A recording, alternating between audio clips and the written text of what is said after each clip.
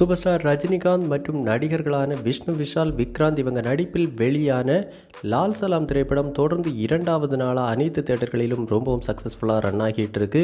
இந்த திரைப்படத்தை அனைத்து தரப்பு ரசிகர்களும் ரொம்பவும் சிறப்பாக கொண்டாடிட்டு இருக்காங்க. குறிப்பாக பொதுமக்கள் மத்தியில் இந்த திரைப்படம் நல்ல வரவேற்பு பெற்றிருக்கு அப்படின்னு சொல்லலாம்.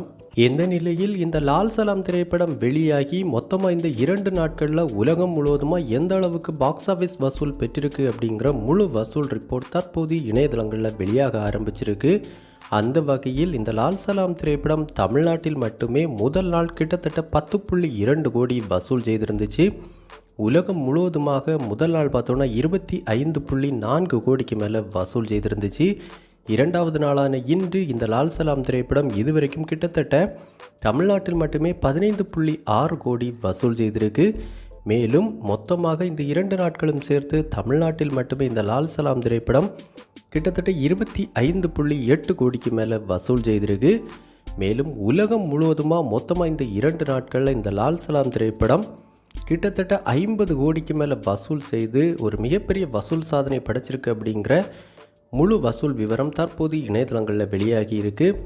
அந்த வகையில் மிகவும் குறைந்த பட்ஜெட்டில் எடுக்கப்பட்ட இந்த லால் சலாம் திரைப்படம் நம்ம சூப்பர் ஸ்டார் ரஜினிகாந்த் அவர்கள் ஒருவருக்காகவே வெறும் 2 நாட்களில் 50 கோடிக்கு மேலே வசூல் செய்திருப்பது ஒரு மிகப்பெரிய வசூல் சாதனையாக பார்க்கப்படுது.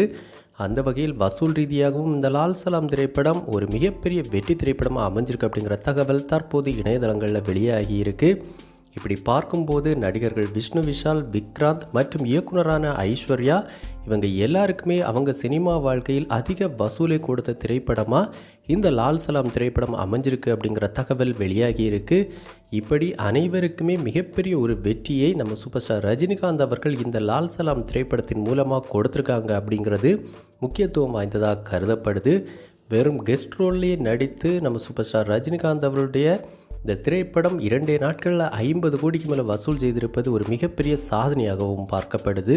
இன்னும் வரப்போகிற நாட்களில் இந்த லால் சலாம் திரைப்படத்தின் வசூல் மேலும் பல மடங்கு அதிகமாகும் அப்படின்னு எதிர்பார்க்கப்படுது.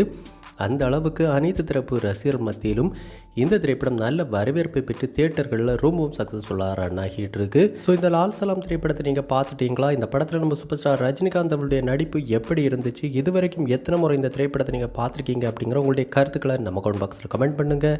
இந்த வீடியோ உங்களுக்கு பிடிச்சிருந்தா லைக் பண்ணுங்கள், கமெண்ட் பண்ணுங்கள், ஷேர் பண்ணுங்கள். இது மாதிரி தமிழ் சினிமாவோட எக்ஸ்க்ளூசிவான பல தகவல்களுக்கு நம்ம சினிவிஷன் சேனலை சப்ஸ்கிரைப் பண்ணி சப்போர்ட் பண்ணுங்கள். கூடவே பக்கத்தில் இருக்கிற பெல் ஐக்கானை கிளிக் பண்ணி ஆல் ஆப்ஷன் கொடுத்துக்கோங்க. நன்றி, வணக்கம்.